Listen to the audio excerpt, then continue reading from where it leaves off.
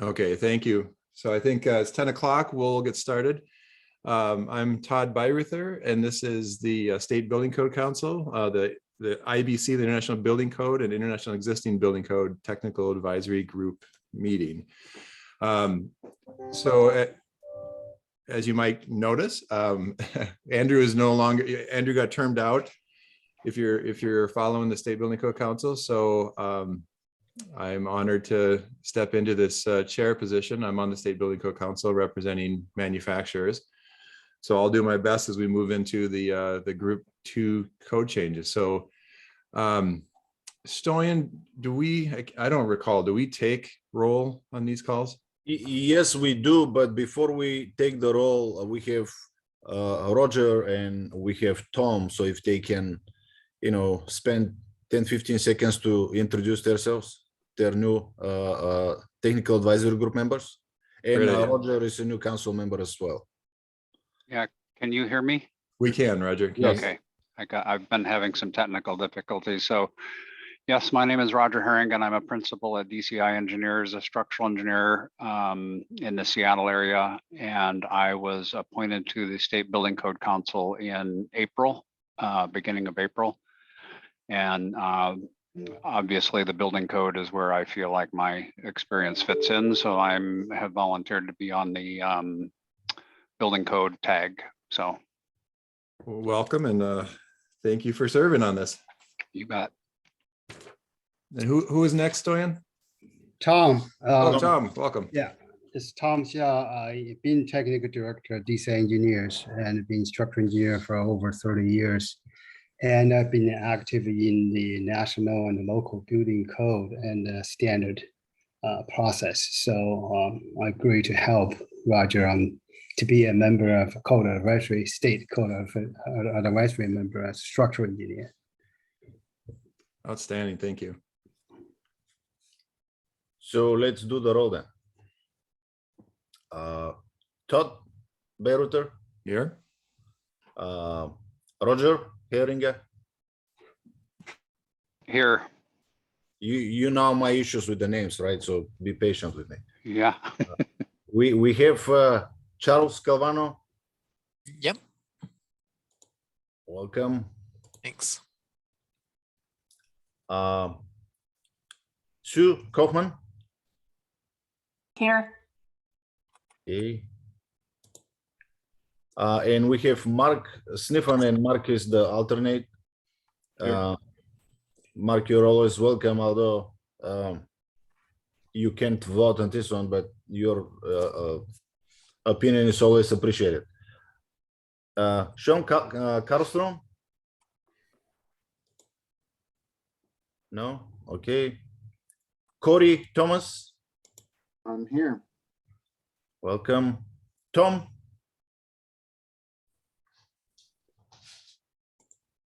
I saw he's here.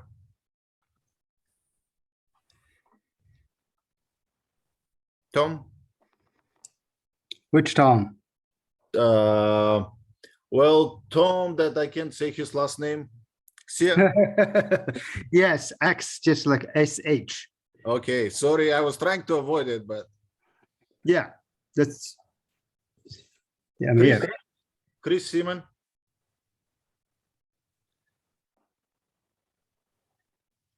Al Spalding.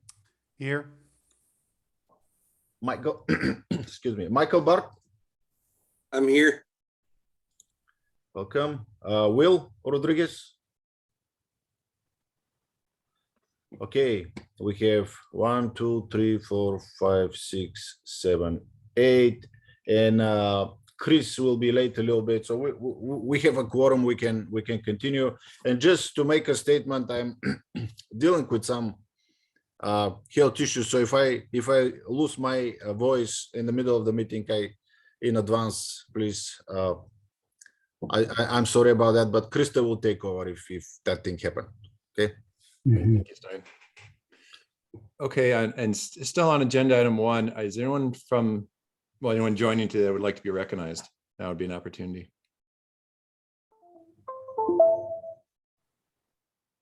Okay, hearing none. When we going into agenda item 2 to review and approve the agenda, I have a quick question, Stoyan. When would it be appropriate to look at our current roster on the tag and which positions we potentially still need to fill? You're muted, Stoyan. You're muted, Stoyan. Sorry, I was planning to do it under agenda item 5, other Perfect. business, but I can start with it if you prefer this way. No, I think that's fine at 5. Let's just hold on that. Okay, we have 10 seats that are unfilled, so we have open positions, and it will be really beneficial if we can add some names to the seats. Agreed. Okay. Okay. Yeah. Let's save that for 5. That makes sense. Okay. So agenda item 2, we need to review and approve this agenda. Can we hear a motion to approve, please? I make a motion to approve the agenda. Thank you. This is Al. I'll second. Thank you, Al. Any discussion on this? Okay. All those in favor signify by saying aye. Aye. Aye. Any opposed, nay, or abstentions? So approved. Agenda item 3, then review and approve the February 9th, 2022 minutes. Can we hear a motion to approve those, please? I don't think we have the minutes, so let's. Krista, do we have the minutes? Good point. I don't see them in the folder.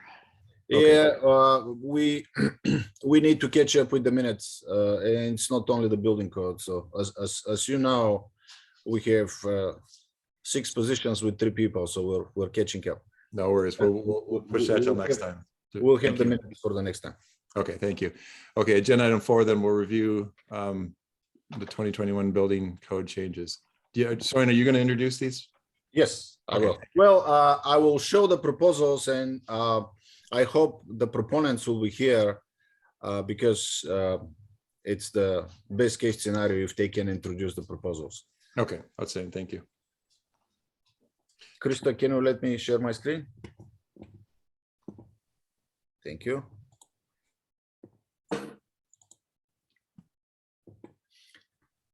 Do you see the spreadsheet?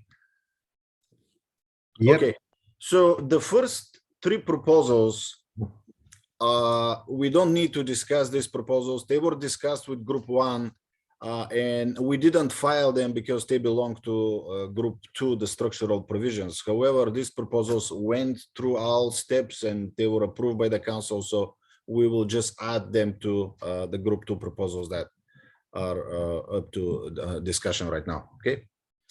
The first one, 16, this proposal was resubmitted and filed under a different number, so we don't need to discuss this one.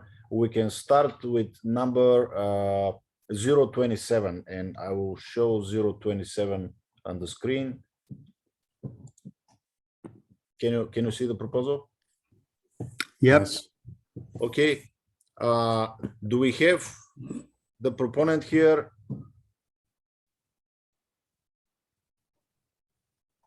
So this is the proposal that the council just adopted under emergency rule. So it was filed like a week ago, and the same proposal is introduced for 2021 IBC. So the emergency rule will be for 2018 IBC, and again, this is the same proposal. Stoyan, I can offer comments if that's appropriate at this time.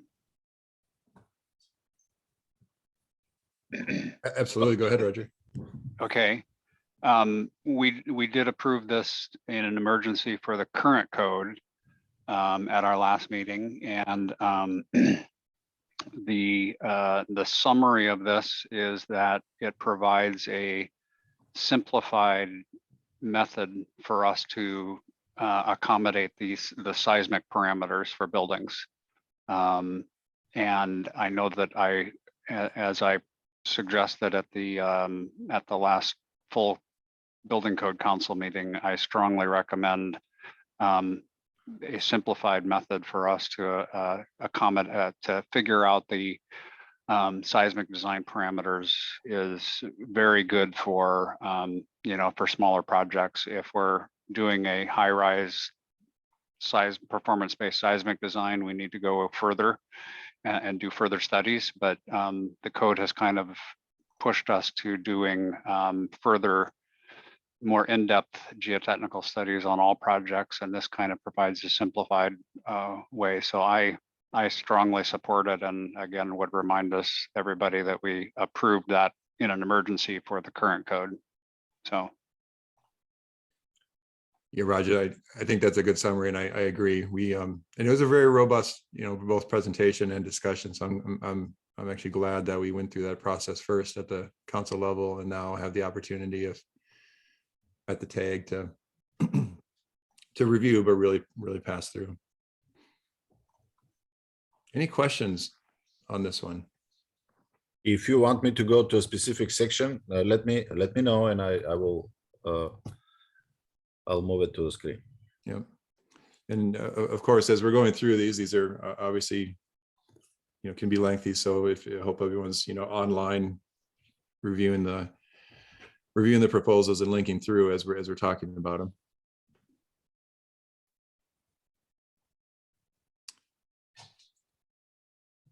Okay, well, not hearing any questions.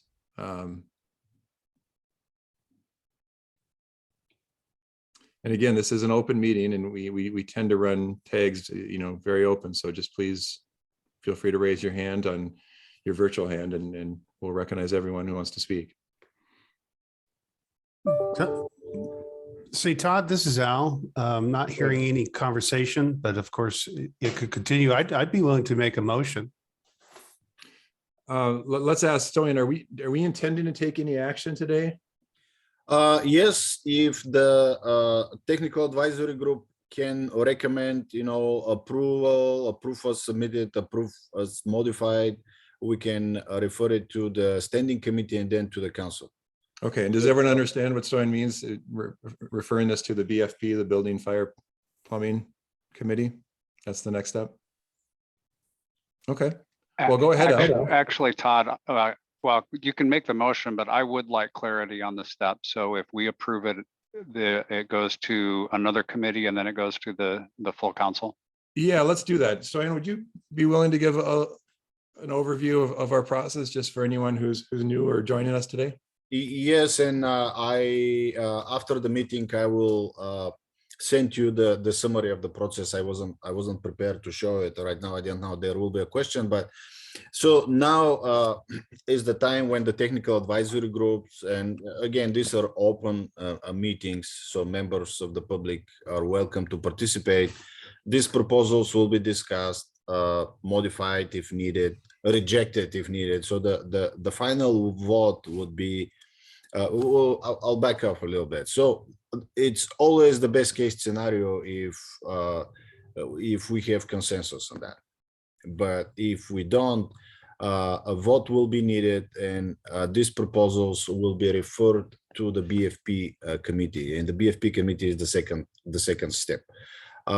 There are three options: approved, approved as modified, and rejected. The rejected proposals are moved to the standing BFP committee as well, because the BFP committee may override the TAC recommendation. So these here are recommendations. The technical advisory group is recommending. Okay.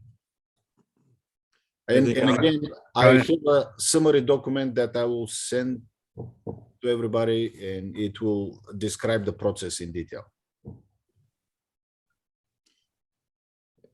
Thank you, Stoyan. And I think I would add commentary that the TAG level is absolutely the best stakeholder engagement for all these proposals. So I think I've found that it's a much more open opportunity. Of course, at the committee level, there's opportunity to testify or to contribute, but this is definitely the most open stakeholder engagement. The technical advisory group is the working entity. And then when we get to the BFP committee, the BFP committee will or may evaluate or may reject the technical advisory group recommendation, but the real work is done at the technical advisory group.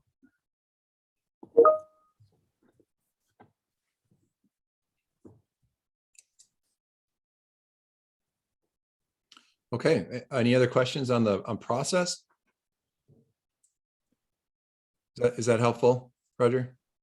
Okay, thank you for asking that.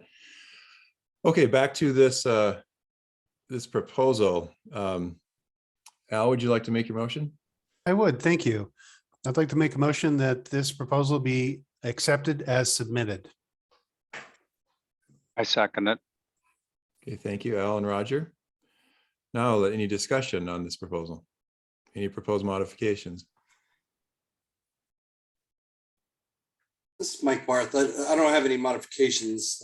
I'm just, reading through it. This is, and I apologize, this is the first I'm looking at some of these. This seems significant. And it's, I guess my only hesitation is to not, is in not really understanding exactly what they're trying to do here. Because it looks like it's, trying to modify ASCE 7, essentially. And is that, true? I mean, that's just, my first glance, that's what I'm looking at. Is that really what's happening here? And if so, why are we, trying to modify ASCE 7 when, we essentially accept it anyway? But if we're changing it, then why? Here is the rationale for it. Roger, Tom, are you maybe best positioned to speak to that? Yep. Yeah, I wish the proponent is here, Mikey. But yeah, couple of things. Number one, this proposal really is providing an alternative design approach. It's not overriding the current method. It's actually voluntary, meaning you have extra technical process to do. You don't have to do this. The second reason of this to be adopted ahead is because the basically the science is ahead of a code process. The same language will be in the next generation ASCE 7. In order to use this more developed science ahead of time, this providing an alternative to let you to use this. So that's the essence of this proposal. The proposal does look long, technically, lots of content in there, but really it's just give an engineers more options in their design practice. They can still use the current code, but this gives them the pathway to use the future code down the road. We know the science is going to be there, and we know the code is already published in the next generation ASCE 722. But for the IBC, is always behind that ASCE 7 the adoption cycles. That's why this is kind of a state. It's actually good for our state recognize there's some good science helping in reality, helping the building safety, helping engineers. That's why this proposal is proposed. That's why it was adopted for emergency. It's basically a good thing for building environment and as well as for engineers as a whole. And Michael, I would add, number one, as Tom said, it has gone all the way through the ASCE 7 committees, and it is in the next version of ASCE 7. But as he said, it skips, we don't want to wait another 4 years in order to have this option for people. And number two, it really is one of the things I remember that the proponent talked about at our last Building Code Council meeting is the current code. There are many municipalities that don't really have the technical expertise to review all of the geotechnical information that ASCE 7 requires. So they have to then hire that out. So this is again, I strongly support it, but this is I strongly support it because as a practicing structural engineer, if there is a 2-story or a 10-story building that doesn't need the geotechnical analysis that the code requires right now. A simplified method, number one, it makes it easier for us to go through the design process. Number two, for many municipalities, it is much easier for them to review and make sure we're doing, meeting the code. So those are my added comments. Thank you, Tom and Roger, and thank you, Michael, for the question. And thank you for the response. That's knowing that it has gone through the ASCE process is that's obviously very valuable information for this. And again, I apologize that I haven't kept up with what's going on at that level either. So that's why It's a good question. It's absolutely a good question. It just that's what this committee is for. Agreed. It's perfect time to ask the question. And Michael, just to be clear for everyone, this is taking language from AC 7 from the next and bringing it into chapter 16 of the Washington as an amendment of the Washington Code. And I think we'll see a similar approach when we get to the tsunami proposal 031, where it's taking and amending language from AC 7 and putting it in chapter 16. Very good. Thank you. Yep. Okay. Any other questions, comments? Chris is raising. Oh, okay. Chris, I'm sorry. Thank you. Oh, thanks. Sorry. I was trying not to butt in. For somebody who's not smart enough to understand this, just for clarity, this is a more conservative thing. It's an ASCE standard. So that's why it's okay. Knowing that it's coming in the future referenced ASCE standard, this can sunset more or less, right? Yeah. And then, so then does that, thinking again that I'll probably be tapped to assist again in a future tag, is there a way we can notate for ourselves that flag this one for the next cycle? Hey, we can get rid of this next time. It only needs to live here for one cycle, so that we don't forget to take it back out and in 20 years from now have to go, why did we have this thing? So that's just thoughts. That's a good question and point, and also helps share our process here. So Chris, what you're referring to is when the next ASC 722, right? Is that what we're referring to? That's right. Is adopted within the Washington State Building Code, that will likely be the 24 cycle. Is that correct? Right now, we are considering this amendment is to IBC 21. I think it's right. 21. Yes. IBC 21. Right now, we're considering 21 at the Washington Right. State level. So once we adopt the next IBCs, this will automatically sunset, because this is only amendment to the IBC 21. Once they will use the next IBCs, all the previous IBCs. So this is another good question, but I'm new to this committee too as well. So we're all learning from here. So, but my hunch is that because it's only amended to 21 IBC, when you adopt the next IBC, this automatically will be sunset, because you will be using the next IBC. Your next IBC will have its own, unless we continue to amend that IBCs, this will be sunset with IBC 21. Okay, yeah. I mean, to clarify how the process works, we'll have to actually do something with it. So that's why leaving notes and breadcrumbs for ourselves will help us next time. We don't have to spend as much time talking about it. Because one of the first homework assignments for a new tag is to go through the existing amendments and see if we need to carry them forward. And knowing that we don't need to carry it forward right now is awesome. And we just track it. That's a good question. Whether any amendment need to be carried forward. That's a good question. I will leave a note, and I don't promise I'll remember it, but I'll leave a note. I agree with Chris too, because our having been involved with these, for the last 20 years, our propensity to go in and start amending our amendments happens. And so, yeah, this would be ideal to have some kind of note like that.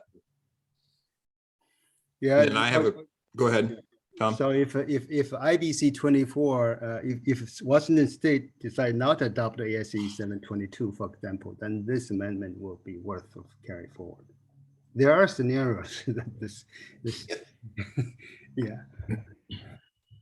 And then from my memory, and by the way, if it's available, it might be valuable if anyone has questions watching the last state building code council meeting where the proponent did present this, and I thought it was very thorough to get up to speed on this. And I don't recall, there were no state level amendments made to the language that is being proposed for ASC 722, correct? Mhm. Okay. Okay. Anything else? Stone, are we able to do a voice vote on this, I think? Yes, we can do voice vote. We don't need to take roll, or I don't remember if that's our process. Okay. Well, it's up to you. You know, I know the energy code tag is a little bit more complicated, but we don't do very often the roll call at the IBC technical advisory groups. We may, but only if needed. Okay. Well, let's try. Well, maybe I'll raise the question. Anyone feel they want their vote recorded? Okay, let's try it. Let's do a voice then. All those in favor of Todd, accepting, go ahead. sorry to interrupt. Do you want a second? I made a motion, but do you want a second? Oh, I'm sorry. Did we not have one? I thought Roger maybe. Yeah, I seconded it. Okay. Oh, Well, that's right. Thank you, Roger. Thanks for asking, Al. Okay, so moved and seconded. All those in favor of accepting the motion signify by saying aye. Aye. Aye. Aye. Any opposed, nay? Or abstentions? Okay. The motion is accepted. Thank you. Okay, so we'll move to 17 because 17 is related, but I want to show you the work that the technical advisory group, IRC technical advisory group did on Monday. So see, some of the proposals, they were approved as modified, some needed renumbering. We have one tabled and we have a few that was, you know, left for the next two meetings. So it's just an example how what the process is. And again, I will prepare a more detailed explanation how the process goes. And I apologize, I didn't hear it for this meeting, but I heard it for the council, and so you can blame me on that. Moving to 17.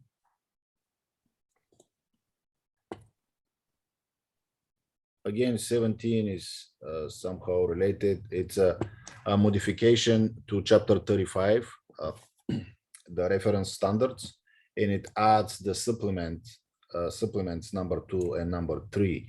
And here is the rationale. And again, this is the other one that was adopted by the council as emergency rule, and it's already we filed it and it's already effective.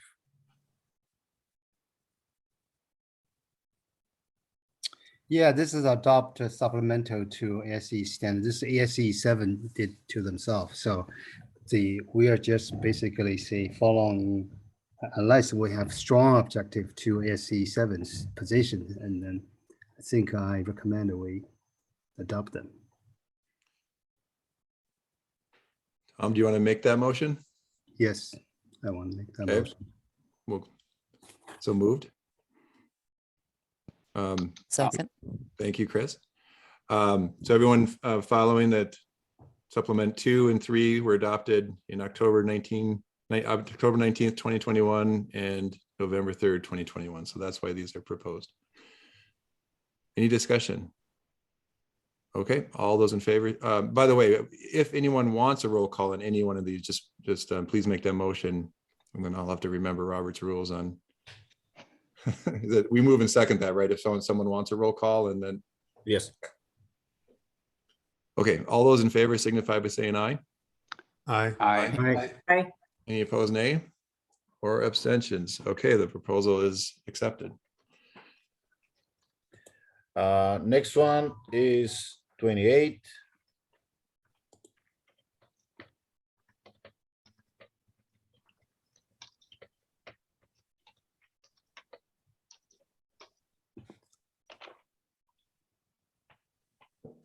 quite simple proposal, just striking item 5, and here is the rationale.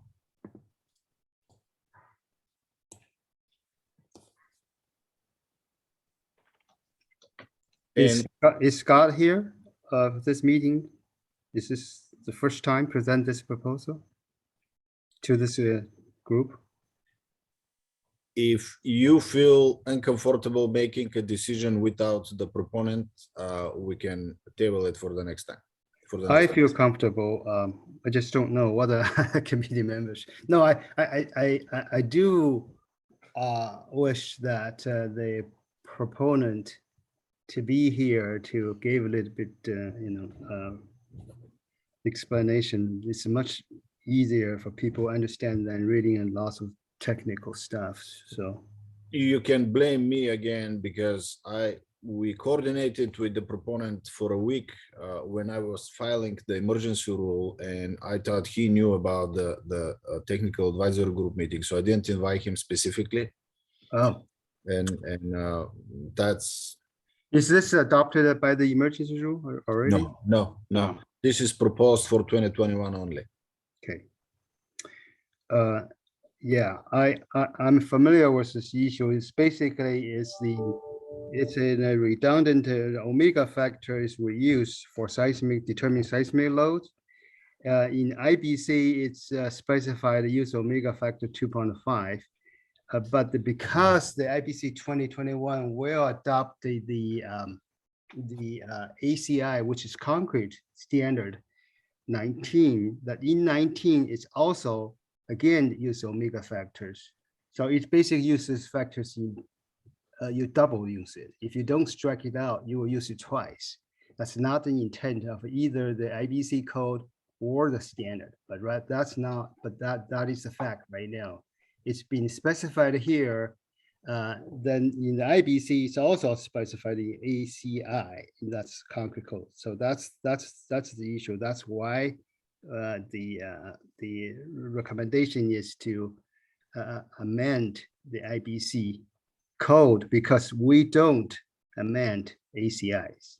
We don't amend national standard, but we can amend the IBCs. That's why it's proposed to be amended here. That's so technically there's no issue. It's just, yeah, you eliminate the mistakes between the IBC and ACI. That's the essence of this.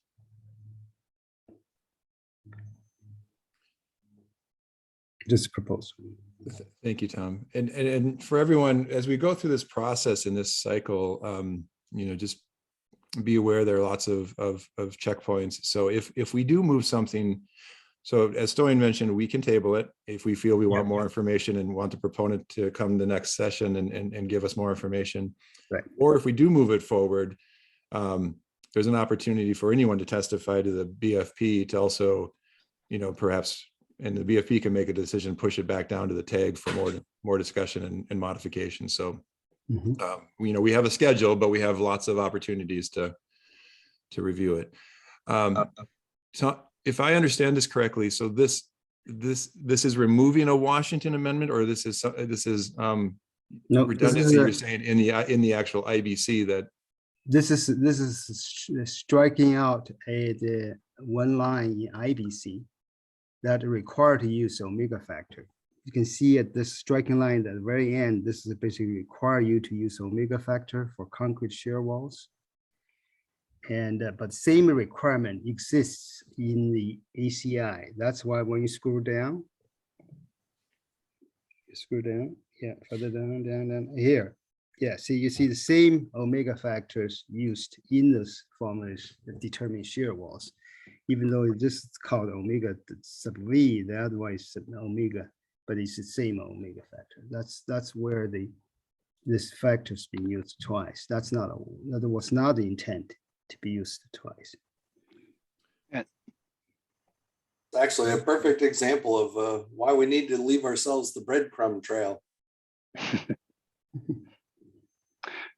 Tom, I have a question. I certainly don't want to use it twice, but what you're suggesting is that if if the state, if we do not strike it, Mhm. then a strict interpretation of the code is you would have to use that omega value twice, once in this VE calculation.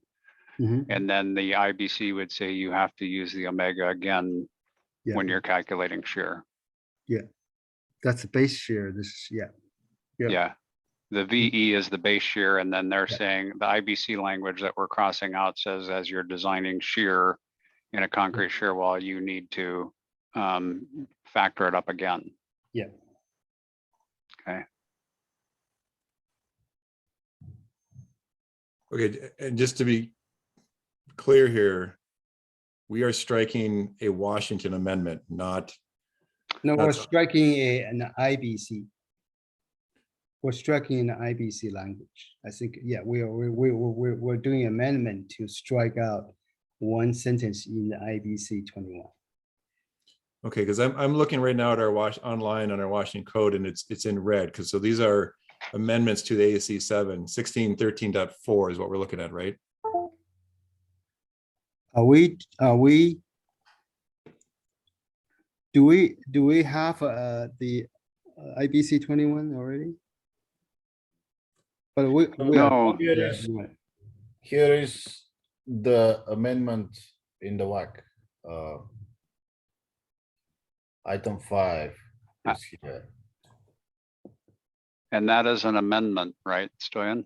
Oh, I yeah, don't- okay, so I'm sorry, this is strike out our own amendment then.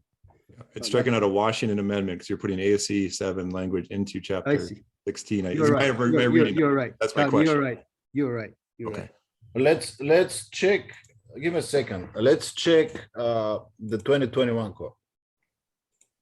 No, Uh, I don't think it's in 2021 code. It's not there. Okay, so this is. No, a if, state if, amendment then. if it is in our amendment, all the language are added. Amendment. That's correct. Todd, Okay, thank you. that is right. Okay, well, if this is the case, then we need to do some further research because we need to figure out what the existing amendment is. So right here, it shows up as a whole section, but we need to figure out if only item 5. So staff will do that. So don't worry about it. Mhm. Because that's on my online code where it's obvious in red, the whole section 1613.4 is obviously is a Washington amendment that we're looking at right now. This amendment is amendment to the IBC 19. Right? 2018 IBC. 2018 IBC, right? Yes. So, but we are considering 2021 IBC amendments. Yes, that's correct. So So, but I don't understand. So the relationship, is this amendment to the IBC 18 automatically be an amendment to the 21 or not? if the technical advisory group has recommended to continue adoption of the existing amendment, then yes, it just moved forward and readopted. So, Uh, so that sounds like we're going to move forward, except we're striking the item 5. That's correct. Yes. That would be the proposal, yep, if we accept it. What's the proposal written that way clearly? It basically says the same amendment they are recommending for IBC 21, excepting striking out line 5. That's basic. Or they can make a new amendment, just don't have item 5. I would, if we have another meeting before we need to do formal approval, I mean, I'm most certainly in favor of it, but I think I would like to get some clarity and wait until next time to have that clarity on exactly what we're amending, and are we being asked to accept that whole amendment that is listed minus the one cross out, or and I actually made a note to myself for other businesses. Do we need to go through and review all of the existing amendments? I looked through this agenda and these amendments, but I have not gone back through and looked at all of them. So I don't know if When- that's something that we need to add to our agenda.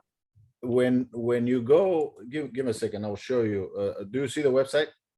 Mhm. Yeah. Okay, 2021 code adoption site. And you go to the accordion, and we are here at the International Building Code.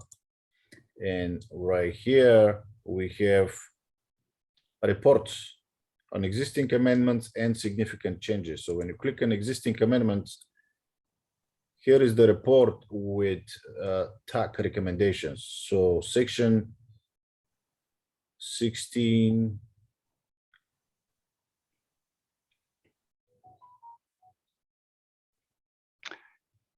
And Stoyan, while you're looking, those are amendments to the 2018 IBC. So these are the ones that are in place right now. Yes, that's correct. Yes. So 1613.4.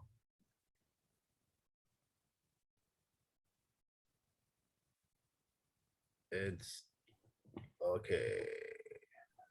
Let's go. So, and back. maybe the question is which meeting will we be reviewing the existing amendments? Yeah. We did review the You already existing. did it. amendment. We Yeah. did it already. It's a long We did list. it already. Oh, you did already? Yes. Okay, well, what's the results of that? This is what I'm trying to show you. I just got the wrong report. So here is the report. 16. What was the section? 1613.4. Correct. The recommendation is right here. Keep existing amendment.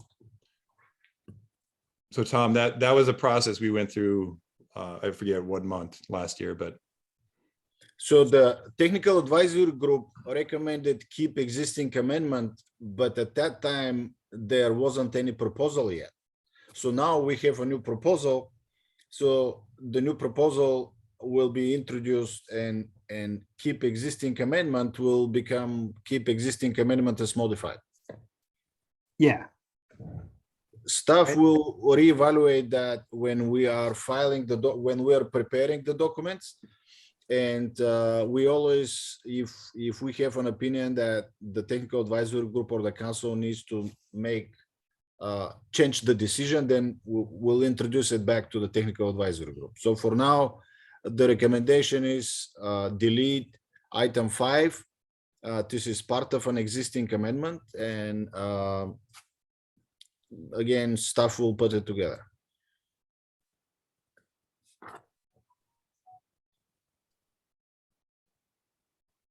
okay. Anyone have any questions on the process? That's helpful. Thank you, Stoyan. Okay, so I think the recommendation here is that we table this for next time, and we'll let Stoyan and staff review that, and then we'll invite the proponent to the next. Yep. Next meeting. Okay.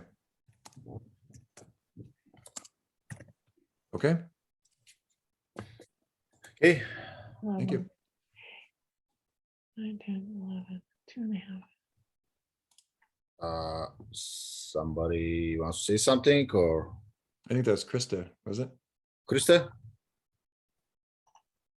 No? Okay. Okay. Going to tsunami loads 031. I'll show 031 on the screen.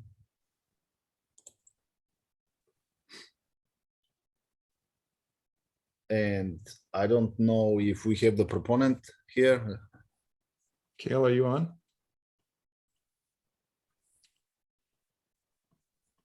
Well, I've been with this process from the beginning, so I can speak a little bit to it if no one else is here. Just in broadly, this is the result of a very lengthy, very robust stakeholder effort. We collectively in modifying the 2018 in emergency rulemaking, and we set up an ad hoc, is that the correct term, Stoyan? An ad hoc technical advisory group specifically to review these tsunami loadings. So what this is this is now taking amended ASC 7 text, but a lot of it is authored by this tsunami tag that now is still active to write this proposal. But the tsunami tags, their first task a year or so ago was to proposed the emergency rule, the emergency proposal for the rulemaking. That's submitted, and now this is a proposal for the 2021 cycle, and it's been modified and updated, and specifically DNR is producing more refined, more precise and aligned with most recent modeling to determine tsunami loads. And so it's a very robust, it's very substantial. So make sure everyone gets a chance to look through it and read it. There are some changes and some from what is currently in the emergency rule. But I can say with confidence, this has been a great process, and absolutely recommend moving this forward. Are the changes noted in the proposal? This is what I'm trying to figure out. I don't see any underline though. Here do I. And if again, I served on this, but I wasn't the technical expert in this area. I think we can, if we want to table this, we can invite Kale or perhaps John Sue to the process and specifically call out what changes were made. And if I'm wrong on that, it could just be that the DNR was updating maps, and the references to their maps on are the significant changes. I would second your idea for that, Todd, because Okay. without knowing what the changes are, it's hard to take action. Yeah, again, I'm not the technical expert in this, so I'd rather not try to speak to it. I do see an underline of the DNR website on page 3. Yeah. Like that may be the only change. I would agree. I would like to hear from the proponent. And then I have one more question. Go ahead. Go ahead. Yeah. Go ahead. Are you looking for, yeah, up on page 3.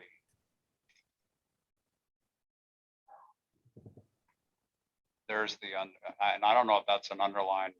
No, this is That's just the- part of well, could be underlined. I don't know. I Yeah. don't- We need. My other question is on page 2 at the very beginning, they have a WAC reference. And that just confuses me whether that's I forget what WAC stands for. It's laws, right? Washington Administrative Code, Code. and Washington is interesting state because there are not very many states that have the technical provisions, code provisions in the administrative code. So we have the building codes part of the Washington Administrative Code.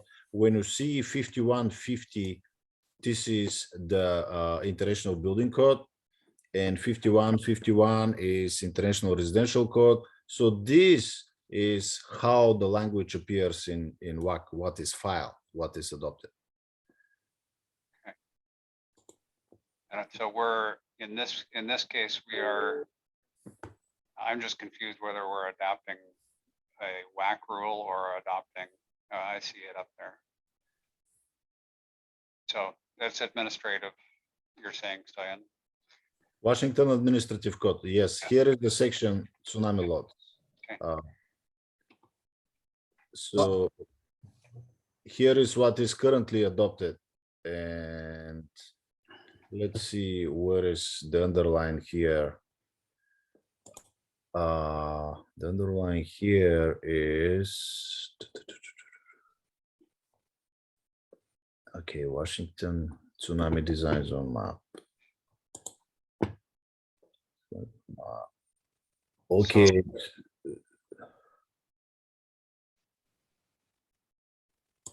If I understand, that was an emergency rule for the 2018 IBC. Correct. And I also would understand that so far the tag has gone through and said we adopt all of the previous amendments. So it would carry forward into the 2021 unless there is a change, which we haven't been able to identify what the change is. That's correct. And Stoyan, could you please pull if you have your spreadsheet back up of the current amendments? I'm trying to remember the timeline. Would we have reviewed that one? Because that went from emergency to permanent, and then but I don't It remember. the wasn't emergency, it was off-cycle rulemaking. Okay, thank you for that clarification. Right. But what would the tag have reviewed that one at the beginning of group one? Or was that tsunami tag, was that rulemaking after? It was, I think, in group two, let's see, 16, group two, 16, 15.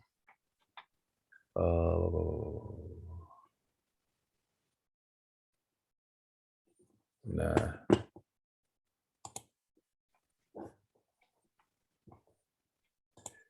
Okay. Group two, international building codes, existing amendments.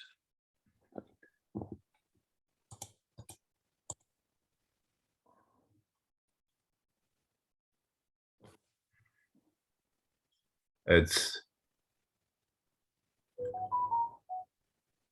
interesting because that needs additional research. Okay, that doesn't surprise me though, because I feel like we did this last May or June, and that may have been after the process we went through to. No, it was already approved at that time. Okay. It was already approved at that time. Okay, well, it sounds like let's table this one, and then let's invite probably Kale Ash and John Sue if he's willing to join us next time, or anyone from that group, but that's who comes to mind. Yeah, agree. Okay. And then we'll, Stoyan, you'll review if we need to do anything with the current,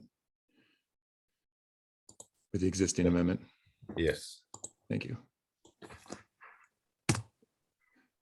Okay.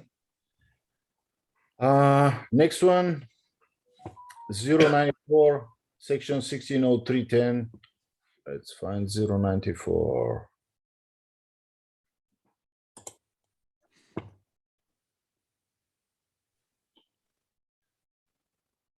Do we have the proponent?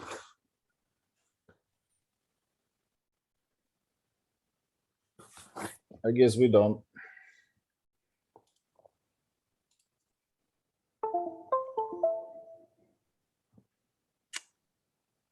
Yeah, this, I briefly read it, but I'm concerned with this proposal. This proposal is starting, is having additional requirements for specified non-structural components on structural building permit drawings. This has not been traditionally done, and so I'm not sure whether we should break away and starting list what's. Here is the rationale. Yeah. I think we need to table this one to let the proponent to come to explain to us why this has to be done this way.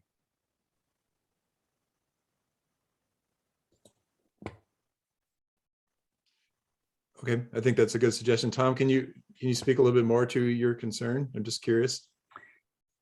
Basically, he specifically want the construction documents with structural drawings to list the requirements for non-structural components. That is not the current practice. To do this at the state level, I don't see the reason why we do it at the state level. If there's a need, then we probably need to do in the IBC level, not on the state. Why our state is practically different from all the other jurisdictions. And so I don't think this is the right place to do this amendment. Okay. Yeah, I remember Eric speaking to this at one meeting. So let's see if we can get Eric here. I agree. That'd be helpful to just have Eric walk us through this. Yeah, Todd, I'm with Tom. 1603.1 already says that we need that if I'm producing a structural documents that I have to provide the loading, the design loads and other pertinent information need to be shown on our drawings. But if you add 1603.10, it actually says that I need to be showing those pieces on my drawings, which I don't have any control over what those are, and that's really I It's would be- almost like open can of worm. When you're starting this, and there's a lot, everybody will come in, oh, they specify this, tell us this, that. So. Yeah, uh, I think we need to hear from the proponent why that would need to be included. Yeah, let's do that, because I do remember him speaking to this at a different meeting and how he wanted to align. I'm particularly curious why Washington State need to do this. Okay, Yeah, Versus not amended in the national code, right? So what is our state is so unique so that we have to, if he want to do this one, go to the IBC to do that code. So national practice be the same. We don't want to be each state. We want to minimize that as much as we can. it Okay. looks to me like with the language in number 2, the scope might be fairly limited.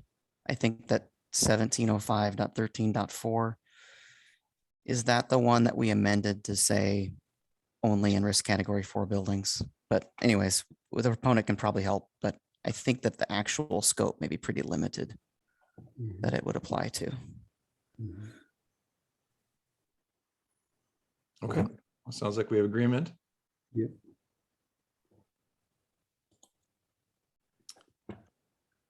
Agree to table. 95.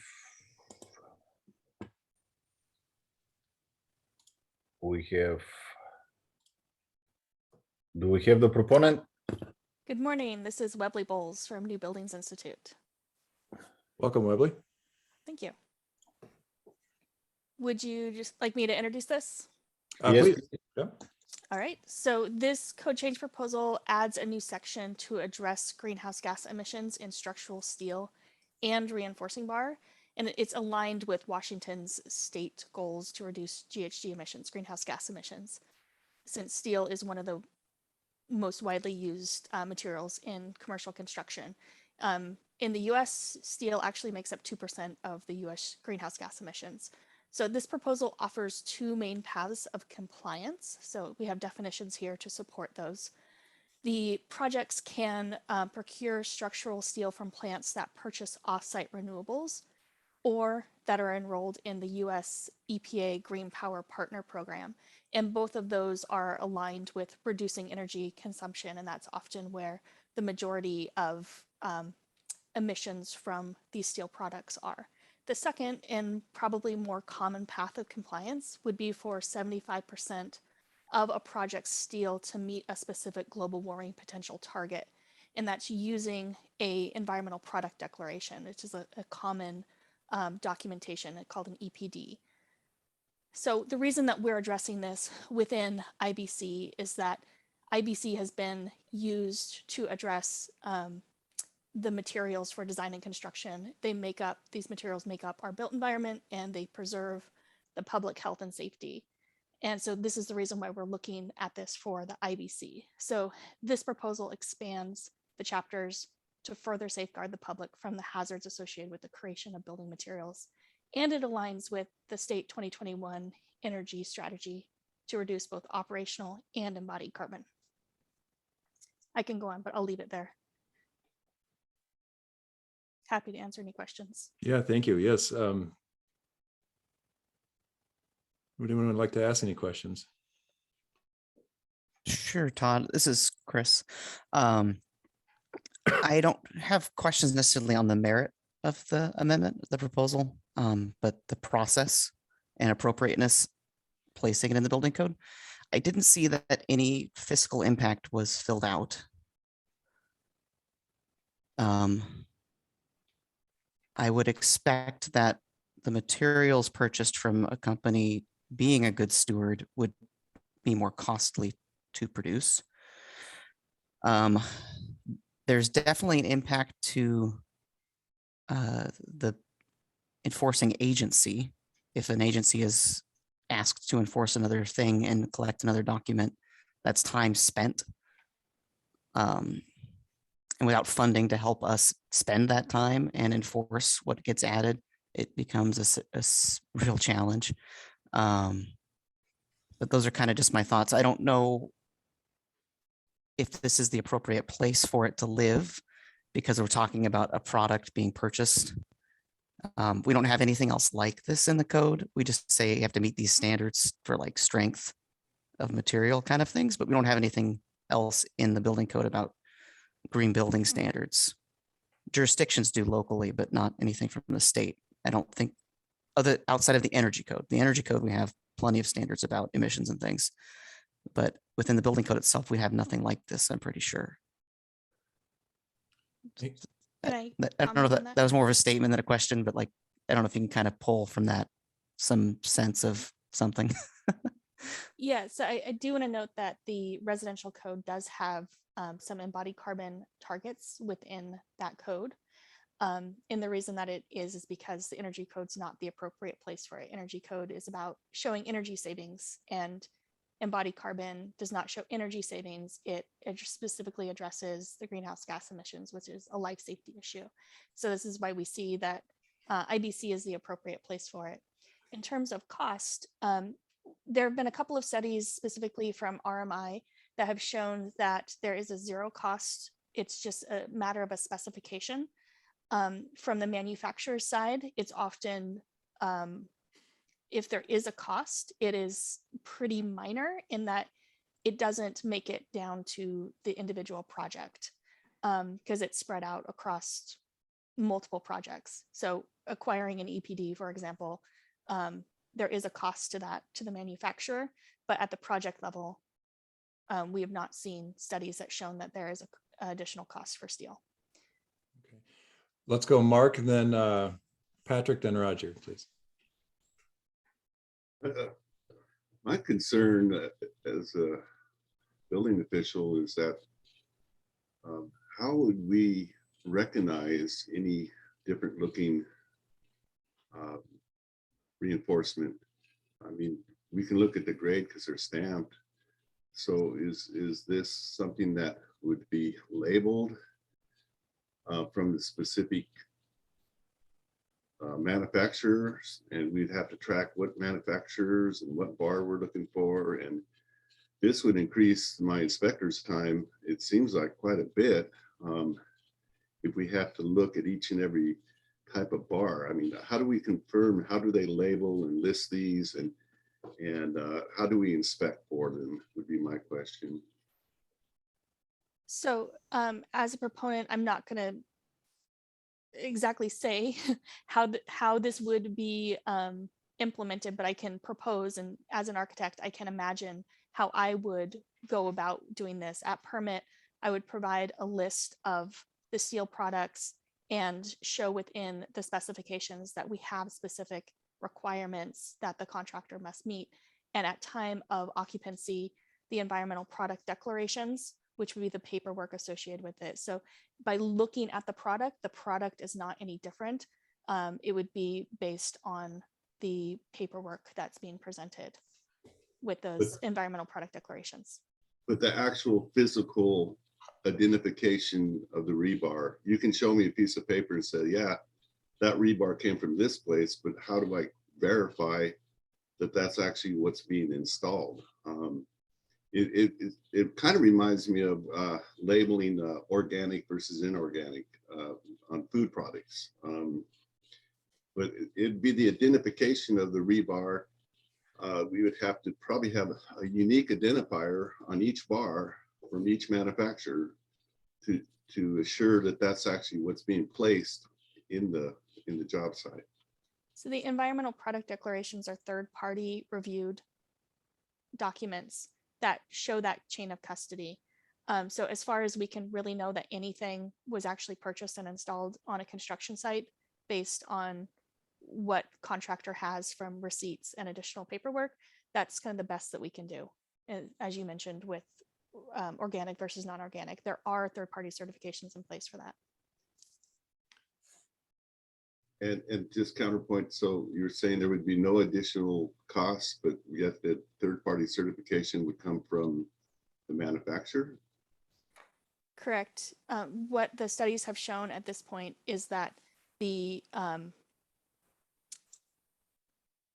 cost for the EPD, which can range in price depending on how many EPDs an organization has, is usually much less than $30,000. That's the most expensive that I've heard about. And that cost is spread across multiple projects because the mill is what's certified, or not certified, has the EPD associated with it. So it's spread across multiple projects. Okay, thank you. Let's go to Patrick, please. Great, thanks, Todd. So Patrick Jablonski, Environmental Manager at Nucor Steel. Whoop, didn't mean to clap there. Nucor Steel Seattle Inc. And so we're the only steel manufacturer in the state of Washington. We have an incredibly low embodied carbon content in our products as a result of a lot of energy efficiency and tracking greenhouse gas emissions, as well as our supply of electricity being predominantly hydro. And so we have a lot of concerns around this proposal. We've dealt with and sort of worked in various stakeholder groups through similar proposals in the state legislature that would apply only to state funded projects. And these things are pretty complex, and the supply chain is complex. Enforcement is very complex, and so I think a couple questions that we're working through as we're looking at this is, one, the definition of renewable that this would tie back to, if and whether or not hydro would be included in there. There's places, state energy code, that excludes hydro. And so certainly that would be for the Seattle mill, which is actually ironically used in the justification for this, that would create some potential issues depending on how which direction that went. The other thing that we're sort of wondering about, as it was just described, the energy piece and the EPD threshold piece was sort of an either or. And if you look at the language, I'm wondering if that's actually the case. If it's not, you meet both criteria. It doesn't necessarily seem separated the way that was described. So certainly, if that's the intent, I think that it would help to clarify that further. The other thing that I'd point out is that when you set an EPD threshold, and I think this is pointed out in some of the justification, you're looking, the EPDs available in the marketplace for certainly for steel, and I'm assuming the same for other products right now, is it's sort of a subset of the folks with the lower GWPs or folks that sell into a jurisdiction like California that requires it. And so when you're saying that you're taking off, whatever percent, I think in this case, 10% of the worst players, you're not looking at the entire picture. And so that 10% is actually greater than the effect in the actual marketplace, because you're looking at, when you look at the particularly imports that don't necessarily have a publicly available sort of published facility specific EPD. I think that the other thing worth recognizing is that this and kind of the sister proposal on concrete, we're focusing in on two building materials, and there's in some cases direct substitutes for these materials that also have appreciable carbon, embodied carbon, and so we may be unintentionally creating a preferential treatment for materials that aren't in this or the sister proposal. And again, so I think that we have some concerns. We have, as I mentioned at the front end, we have a very low embodied carbon content, and so there's a potential to create preferential treatment for the steel. But this stuff is pretty complex. I'm not sure that this is, as the gentleman that spoke earlier, we're not really sure that this is the correct venue for this policy. And we'd hope to work with somebody closely in improving this, but there's a lot of details to it that need to be right to avoid unintended consequences. So I'll kind of leave it at that. Sorry to take up so much time, and please, if there's any questions or clarifications, happy to hear it. No, thank you, Patrick, and that's absolutely why we're here. So thank you. Let's keep going through the hands, and then we can circle back. Roger.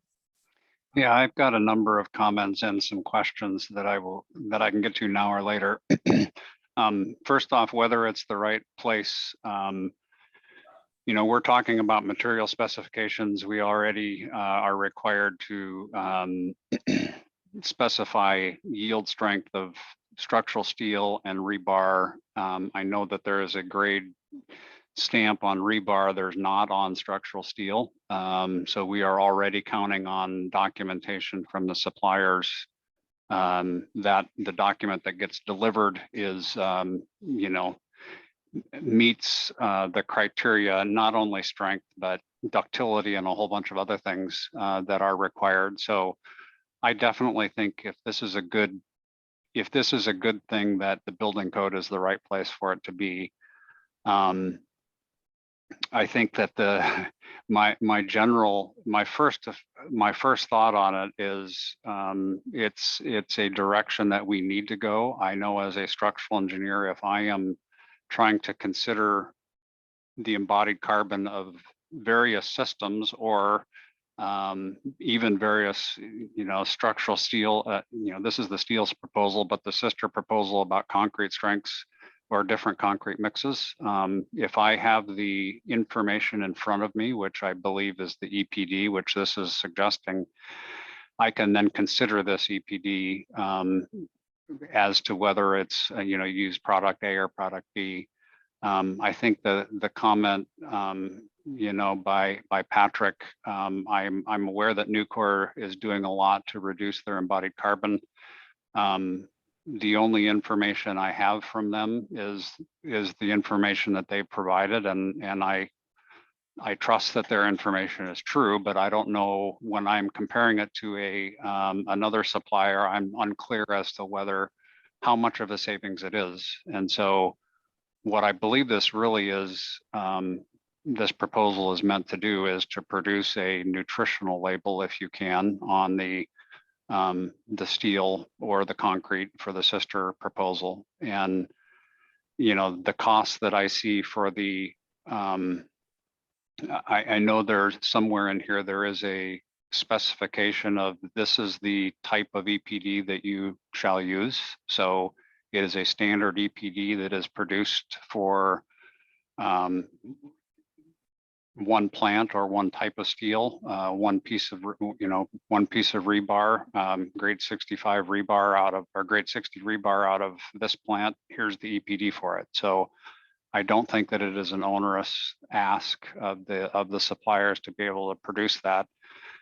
I think that from the code perspective or the review from the city's perspective, there are some real simple ways, and I believe that if you go up, it's very clear that it is either 3.2 or 3.3. There is an or between those, so you can satisfy this by either using 3.2 or 3.3. So I think Patrick at Nucor, if you can say that somehow go through the process that says your facility meets 3.2, then you're done. You don't have to do anything else other than just hand something to the building official in order to get C of O that it is that you meet 2205.3.2. If you're not Nucor and you don't go through the process of getting your facility approved on it by 3.2, I think 3.3 is a pretty straightforward and simple way for somebody to say, as long as they have EPDs. So what this is really asking is that the suppliers need to start creating EPDs for their materials. The 75%, you don't have to do every single piece of steel. You have to take the big pieces and say, here's the EPD for the big pieces, and in general show that that's 75% of the steel. My question, so those are my comments. My question on for the proponent is this as designed steel, or is it as purchased and placed? And so is this something at the end of the day that you're the denominator of the 75%? Are you suggesting that it be all of the steel that is provided, or is it something that is taken off of the design drawings? Because for structural steel, for instance, in the design drawings, don't have all the connector plates included, bolts, all of that kind of stuff. So it isn't necessarily all the steel. The rebar, you know, we don't calculate the actual amount of lap splice, that kind of stuff. So is it meant to be an as designed, or is it actually a number that is as delivered to the site or as procured number? So that's my question, and I will leave it at that at this point. Can I answer Webley, that quick question? Yeah, I was gonna say, Webley, go ahead if. Okay, Yeah. so the intent is that it is the structural steel that arrives at the site. So in that table down below, we list the structural steel products. So we are not including the bolts and connectors and other items associated with it. We are looking at the larger products.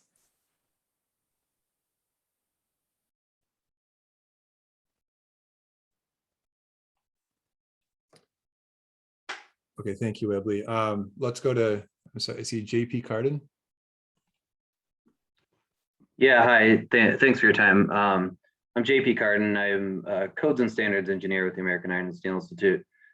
This proposal we've seen at the ICC Code Action hearing just I think last month. Both AISI and AISC have kind of a lot of issues with it. I'd say none of the issues have anything to do really with the overall concept of ensuring lower emission building products. The steel industry, we've done a lot of work to develop EPDs for steel products, evaluating GWP for steel. So we very much support the ability to ensure the lower emission products are used. A lot of our other concerns have been touched on, so I'll hesitate to repeat any of that. But with respect to steel in this proposal, you know, we weren't reached out to as an industry to ensure that kind of these provisions were accurate for the industry. And so if you start with, you know, table 2205.3.3, which is where those values are listed, those values are based on an average US values by a published EPD study by AISC and the Steel Tube Institute. But that doesn't match what's stated in the reason statement. The reason statement says the proposal GWP value is based on 175% of the industry average as identified in the study that we're talking about. But those are actually the average values. They're not 175% of the industry average. And so, you know, by the definition of average, with these average values listed as limitations, half the steel produced in the US wouldn't comply with the limitations. So if they, you know, if it was actually the 175%, that might, you know, make a little more sense. Also with the, you know, the requirements state that 75% of the steel must comply. So that permits that 25% of the material can avoid meeting any kind of threshold at all. So if you have, you know, 25% of import steel that has embodied CO2 levels, that could be, you know, 3 to 5 times of what US products produce. So it kind of creates a loophole that could actually raise instead of lower the embodied carbon for a steel. I think finally, I'd just say that, you know, at the ICC hearings, it was stated that there's about 5 versions of this proposal that's being heard at different codes and standards arenas.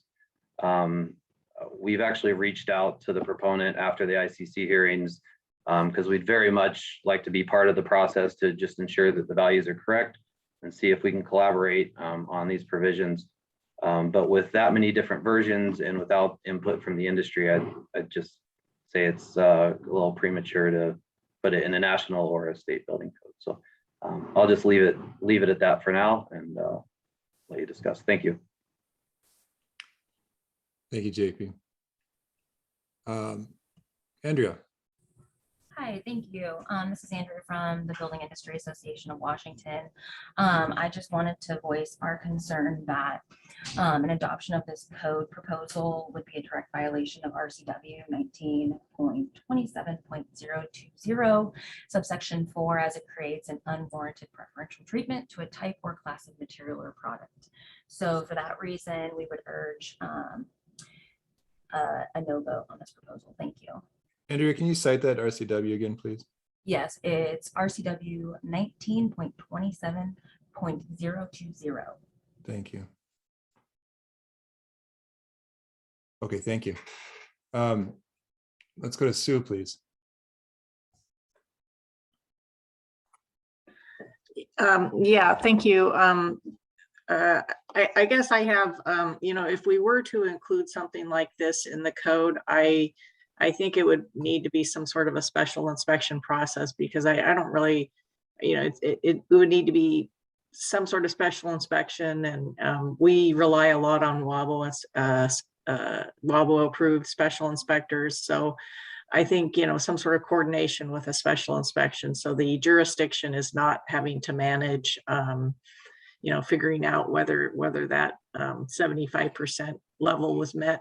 And I think the other thing is that if it were to be something that were done, in support of, Washington's goals for, sustainability, that, for a larger project, so that not have every single project have to, meet these requirements. It would be like a project above a certain level or something like that. And, and again, I'm a little unsure, as are others, whether the building code is the most appropriate place to put it. But if it were, I'd like to see some sort of special inspection for it. So thanks. Thanks, Sue. Amy, can you just hold for a second? Andrea, did that reference look right? I saw the RCW up on the screen. Thank you. Yes.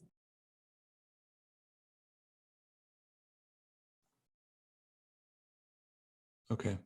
Yeah, which item did you say? I'm sorry, I got the section number, but there are 6 items below. So which one was it?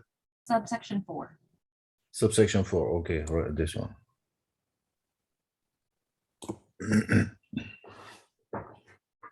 I see preference. Okay, thank you. Okay. Thank you for that. Okay, now, Amy, please. Okay, Amy Triggeset. I'm the VP of Engineering at the Concrete Reinforcing Steel Institute.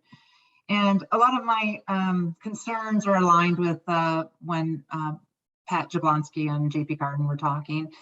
Just wanted to raise a few other points, that the sections that we're talking about here in the building code are related to governing of the materials themselves, the quality control, the design, and the construction of the steel and the concrete used in the structures. Now we're actually talking about making code changes to focus on the plant operations of the supplier and not the material itself.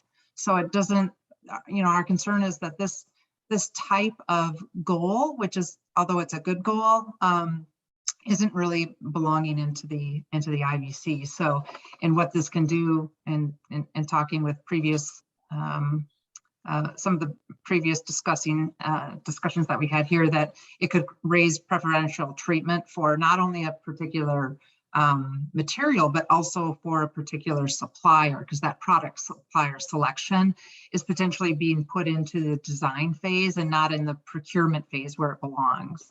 And one other point that I wanted to raise here, in particular to reinforcing steel, the changes that were made that are proposed here for Chapter 22 are what captures the reinforcing steel for embodied carbon. And so the reinforcing steel produced in accordance with ASTM standards such as A615, A706, and the like are not identified in Chapter 22 as structural steel elements. So, the reinforcing steel is actually captured in the structural concrete in Chapter 19. So there's a misplacement of the embodied carbon for the reinforcing steel limit, or there'd have to be a pointer from Chapter 19 to bring you back into Chapter 22 when designing structural concrete members, because it could be entirely missed if you're doing structure that doesn't have structural steel in it. Thank you, Amy. I actually had that question.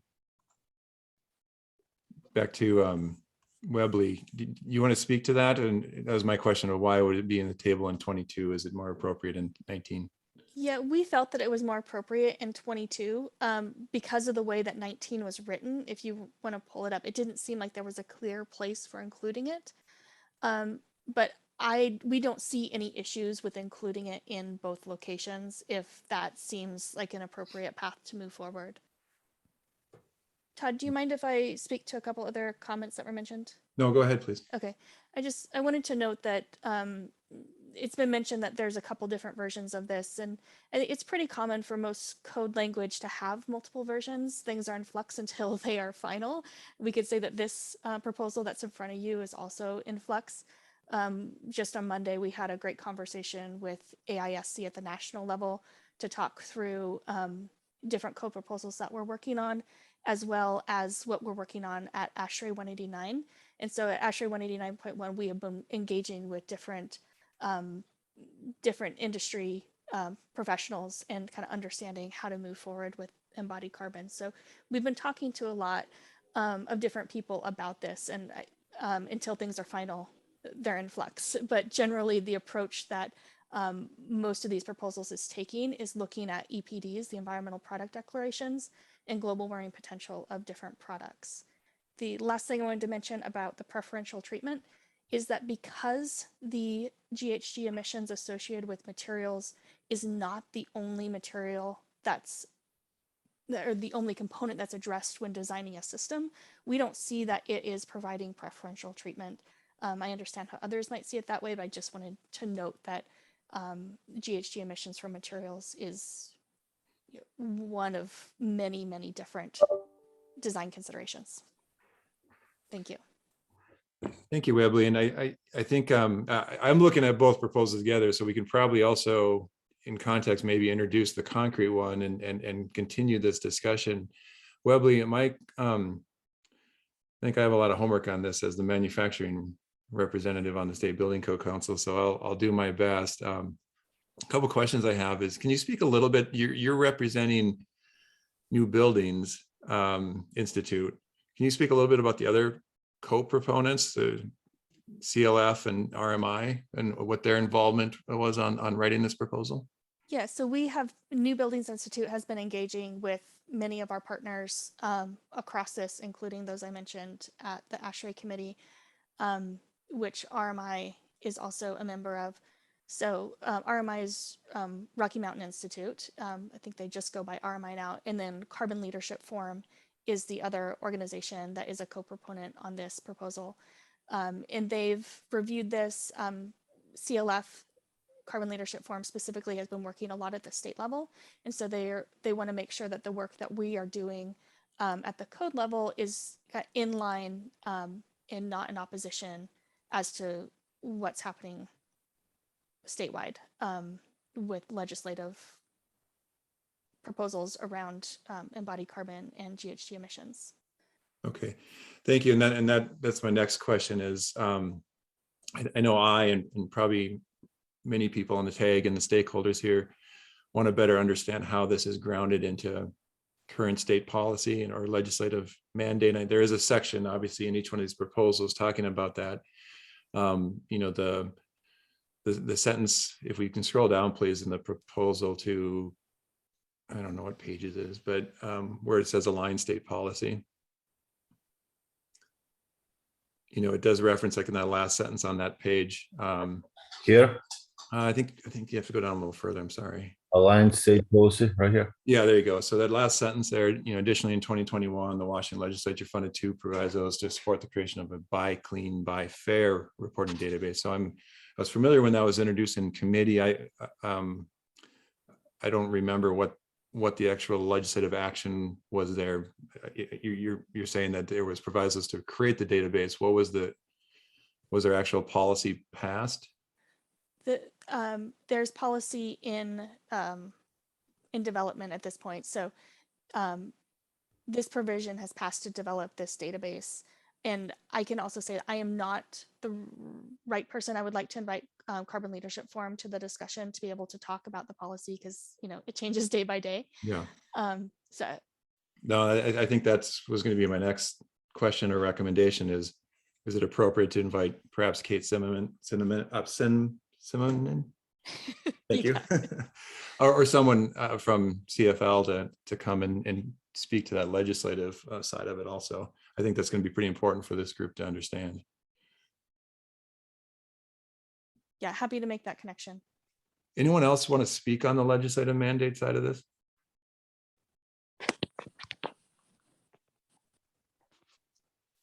Sure. This is Brent Ludeman. I'm a contract lobbyist in Olympia. I represent Cal Portland, which we'll talk shortly here about the concrete proposal, but there have been multiple buy clean legislative proposals introduced in the Washington State Legislature going back to 2018, 2019, 2020, 2021. All those proposals were specifically about public works projects and requiring EPDs on those projects to be disclosed. The proposal that's before you is significantly different. And then not only is it requiring an EPD, but it's also saying that if you're above a certain threshold that your product would be restricted from the marketplace. None of those proposals were able to advance in front of the legislature. There was a proviso in the budget about creating an EPD database that the University of Washington is currently working on. There was also a separate proviso that was about having the Department of Enterprise Services do some study work and to present a report to the legislature. That report was supposed to be due at the end of 2021. It was not completed on time, and that report was extended in the most recent budget to be delivered at the end of July or at the end of June of this year. So that study and report work is still ongoing.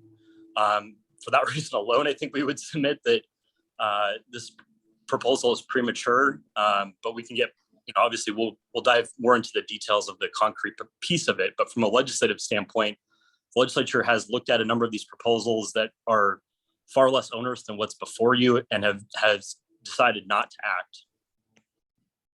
Okay, thank you for that. And I think I want to get to Bruce here, and then I want to maybe recommend that we introduce the concrete one and perhaps discuss both these in tandem if everyone's in agreement. But Bruce, why don't you go ahead, please?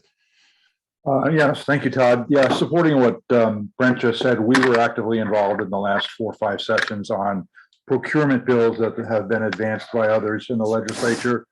There's been a lot of discussion, and what the legislature has basically found is they understand that this is a much broader consideration that affects constructability, where the procurement bills, the buy fair, buy clean bills, none of them passed. None of them were able to get through the process because the legislature recognized they're very complex. Public agencies, as some of those have spoken here today, recognize the difficulties and the complexities on how to be able to manage that.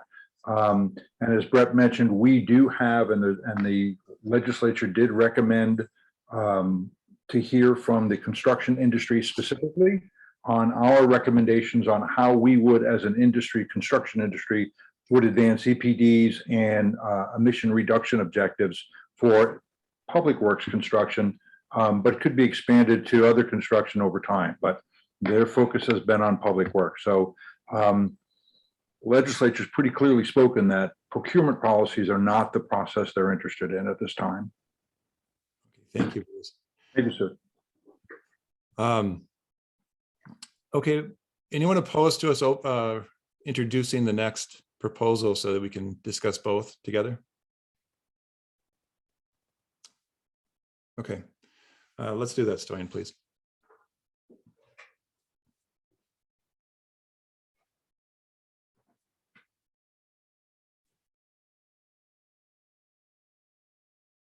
Stoyan, are you muted?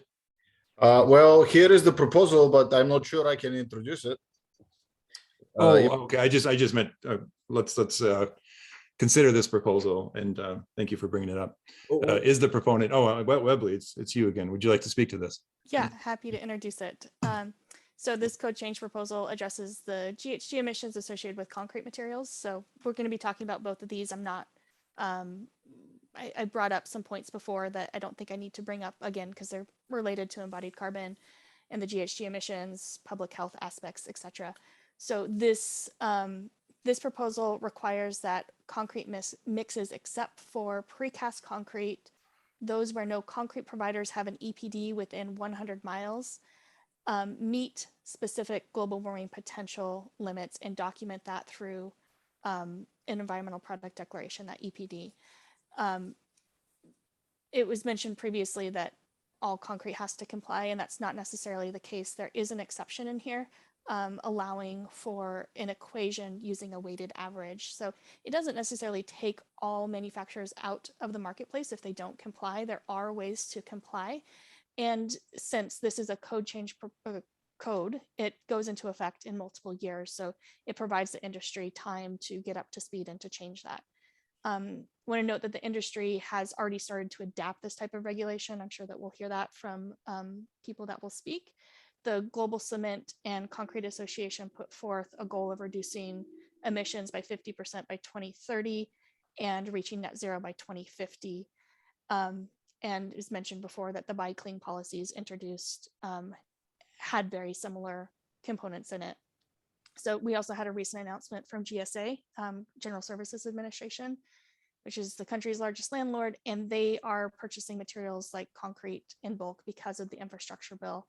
And they will only now buy low carbon concrete. And their research has shown that 82% of the people that responded to a survey about low embodied carbon concrete, that producers are already providing complying materials, and their numbers are actually lower than what you're seeing here.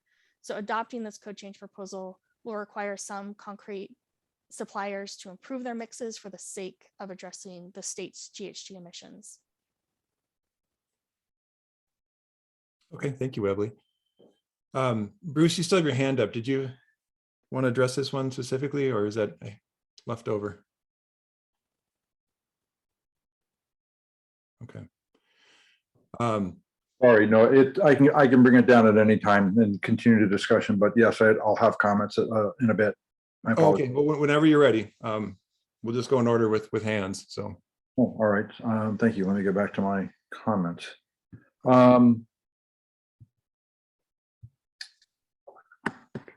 Sorry. No worries. Too many windows. Okay. Yes, thank you very much. So we don't have to talk about the legislative process because that's already been handled. You know, as Webley mentions, the industry is very actively working towards carbon emission reductions, both locally and nationally and internationally. Nationally, the industry has over 35,000 EPDs. So the industry is in. We are working very hard to be able to reduce emissions. So to be able to set and establish arbitrary limits on existing processes that are already underway would seem to be counterproductive and would be inconsistent with what I think Pat was saying relative to number 4 in the RCW. The standards that are derived here, though, unfortunately, are not based on any national standards. They're based on a limited set of representative data from Seattle and King County. The data is not representative of all metro and rural areas across Washington and simply overlays Puget Sound data statewide. It's kind of illogical to assume all markets are the same and one size will fit all, because that does not happen. You know, specifically to limit the range of available concrete mixes for construction by prescribing limits based on solely of the strength of mixed designs will significantly impede the performance of concrete as a very dynamic and flexible material. And it also is counterproductive to constructability, scheduling, and all the other requirements that go into how do we bring how do we build a project and how do we bring it online. We've heard the word buy clean. I personally prefer to be able to say we can accomplish these goals by building clean. We mentioned earlier in the steel that there's no economic impact as a result of the proposal. As comments have already questioned, that it clearly does not recognize significant cost on material suppliers in rural areas to be able to affect reduced performance standards and meet construction schedules. All projects will experience costs to design, construction, and material supply, and all costs will be passed on. The proposal doesn't recognize what we're already doing as an industry. We're not saying no, we don't want to do this. We're not fighting it. We're looking for good proposals that make sense, that give us the ability to perform and be able to continue with constructability so that contractors can meet and designers can meet their goals. We've mentioned that it's in conflict with 1927-020 in number 4. And I thank you for the opportunity to talk about it. We too would like to be able to be very much engaged with the TAG and groups on how to discuss this further, because we're well on our way to be able to doing this. We have a construction proviso that's in play with the legislature now that will be discussed. So the construction industry can give its specific examples on how we would accomplish this, as opposed to outside others just setting limits for us. Thank you very much. Appreciate it. Thank you, Bruce. Who's next? Sorry, I lost my screen. Go ahead, and I'm getting back to it. I think I'm next. Okay, Tian please go ahead. Hi, Tian Peng with the National Ready Mix Concrete Association. Thanks for the opportunity. I'm a shoreline resident here in Washington, even though I work for the National Association, and I was on the State Building Code Council 2009 to 2011, I guess. And I think Bruce had mentioned a lot of the points I concur. I just want to say that the NRMCA is an EPD program operator. So we verify EPDs for concrete and cement producers and help establish the concrete PCR. That's the rules by which the EPDs are created. And we developed the concrete PCR to meet really the USGBC's lead 4 rating system when it came online, not for EPDs to be used for procurement, comparison, or to have limitations in a building code. This is because the EPDs are categorized only in compressive strength and only for cradle to gate.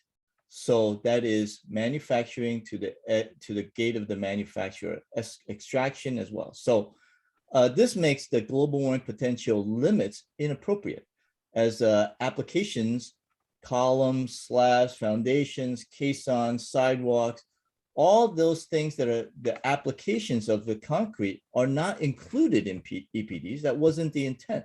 And so these limits rely simply on compressive strength. That doesn't tell you how the mix was designed to be used. It doesn't provide information on durability, flowability, pumpability, finishability, early or late strength that you can use this product for. So how it performs after the A3 phase can also affect the carbon, operational carbon of the building or even the end of life scenario. So I just like to say that we created these, categories, strength categories. And so there's no granularity in the compressive strengths in the tables that you see.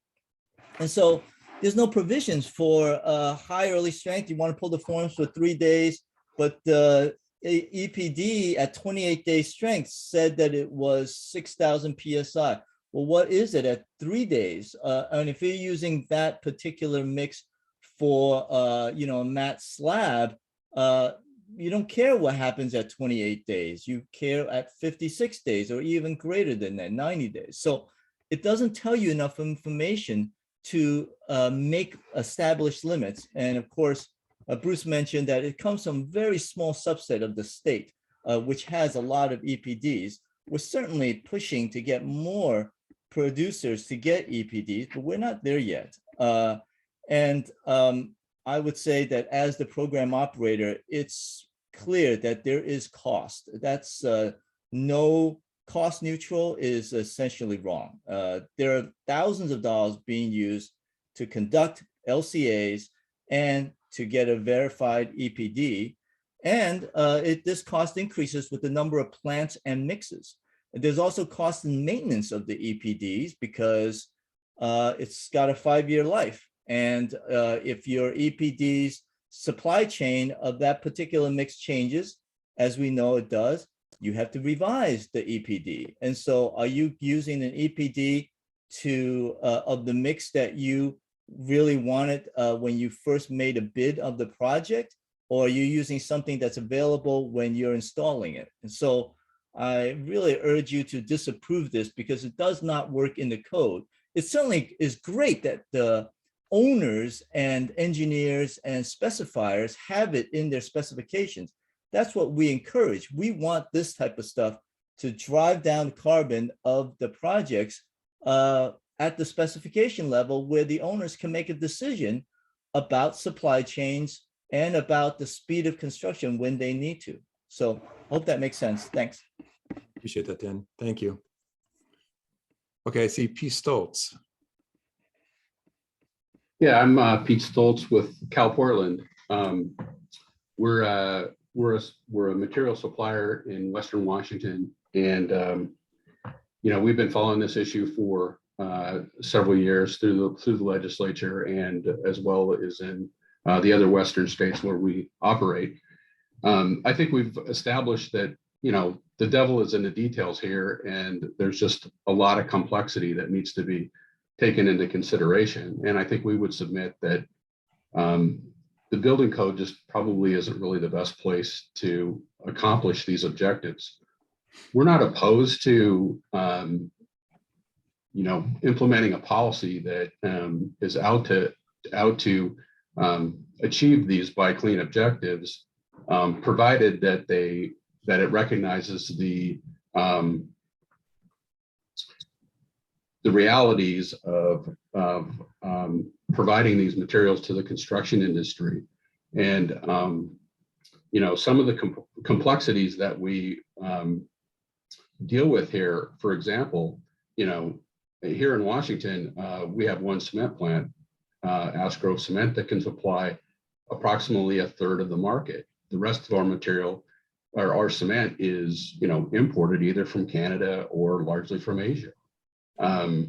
So a particular concrete company is largely dependent on their global warming potential value that is in their EPD is largely dependent on where do they get their cement? What is the source of their material? And everybody doesn't have the same access to every different material. So if you're going to eliminate 25% of the supply to certain covered projects, that could potentially have a cost. And this is an industry that's highly regulated to preserve competition. And so I think there has to be some really serious care and thought put into how do these types of provisions impact the industry. The legislature has contemplated this issue for the last several years and continue to work on it. We continue to be actively involved in that conversation, and we think that's probably the better venue for this issue. Thank you. Thank you, Pete. Back to Webley as the proponent. Do you have any comments or anything you want to kind of rebut? Yeah, I guess one thing I didn't quite mention was, and I think might have been mentioned previously, that the development of these GWP limits are based upon available EPDs in Washington, which are a little bit lower than what we're seeing at a national level. And that's because, as previously mentioned, they are primarily from the western portion of the state. I also want to note that it really is up to the TAG to decide if this belongs in the building code. We clearly see this as a public life safety issue and see that it needs to be regulated where materials are regulated, which is the building code. And we understand that designing and building buildings is complicated, but we also know that buildings hold a lot of opportunity for reducing global and statewide greenhouse gas emissions. And so we see that this is an important issue, and we can't just rely on green codes or the market to move this. We need all players on the field to address our climate emergency. Okay, thank you, Webley. Okay, so I have the task here of trying to find a strategy collectively that we can move forward on this, a couple of comments I'll make. One, thank you to the proponents. Thank you everyone for this initial discussion. I think if we continue to move forward, this is really our introduction, and we have a lot of work to do collectively at the TAG level and as the council. The second one is, as the manufacturing rep, please reach out to me. I want to better understand this, and I also request, help hold me accountable to all materials. And I say that I'm in the timber industry, so I really want to study this and understand it and make sure that we're making sure everyone feels they're getting their input, and that we're documenting that if this moves forward. I do have questions from that aspect of how would we best represent all materials? What other materials should be included in similar approaches? These two are focused on steel and concrete, but I'd like to personally understand better from masonry, from timber, so forth, on what those strategies and approaches are. And that's simply because I'm not an expert in this field of EPDs and so forth. Okay, to the tag. Again, there are three main actions that we can take. I don't know that we're ready today, but of course we could table also like the other, and then try to bring in more the other proponents or other experts. But to the tag, I guess I'll raise the question: Does anyone want to try to move this forward today? Does anyone want to table it? Are there any modifications? Which again, that's going to be a lengthy process, but this is the appropriate venue. And then, or does anyone feel strongly that to move to disapprove either of these? So I just want to open that up. Todd, I would, if I may have the floor, Of course, please. Yep. I would propose that we, I'm not sure the right term, we hold off, we delay until next meeting. And my reason is, number one, I am a strong proponent of the production of EPDs. I can comment. I think I pulled up RCW, and I do think that that the building code is the right place for it. And looking at number 4, I don't think that applies whatsoever, and that's probably a legal discussion. But at the same time, I think how we go forward with the proposal and what the proposal actually is requiring, I don't believe that it is a buy clean rule at all. But I think that there's enough questions that were raised that we need to go back and look at it and think about it and dig into more details. So I would suggest that we put this off for the next meeting for everybody to do their homework and make sure we understand it in a little bit more detail. Okay, thank you.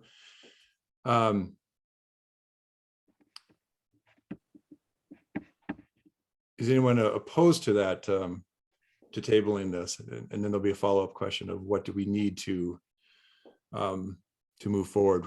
What voices? Well, first of all, I'll ask that first question. Is anyone opposed to tabling? Okay, hearing none.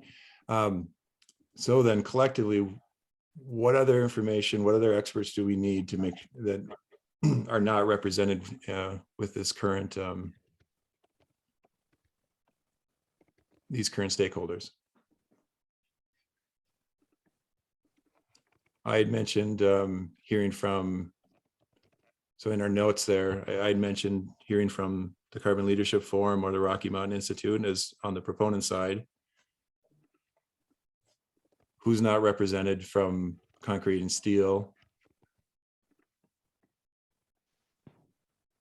Or from construction, for example? Andrea, you're standing out as someone, as one representative. Yeah, I would say Who else us and is not here? AGC. Okay.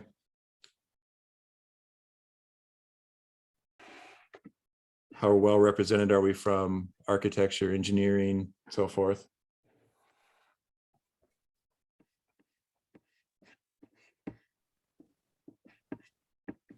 Okay. I think the other stakeholders are, I don't see general contractors on, in attendance today, which I think as a stakeholder, they should be included in the conversation. Agreed. I think Andrew just recommended AGC or others. Okay. Thank you.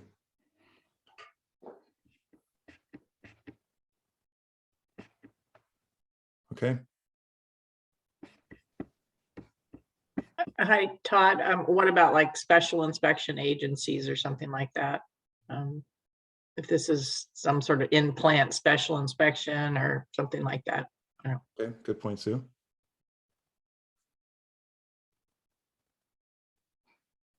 Okay. Well, reach out to me.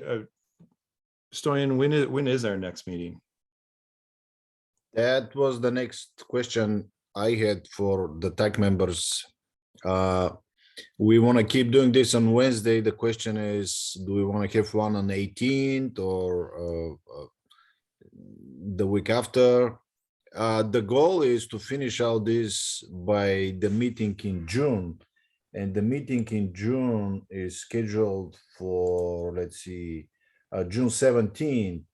However, we need the BFP and MVE committee. So most likely we'll need the work done by 9th or 10th. Okay. So there are other options after the council meeting in May, but it will be difficult for staff to meet the time frame. Okay, so one more time, are you hovering over the 10th as the BFP meeting, or we could? Well, the BFP meeting, we are trying to have the BFP meeting and the MVE meeting. We're trying to have those a week before the council meeting, because if we have it on 16, most likely, I mean, we won't be able to modify and update and post our required documents for the council meeting.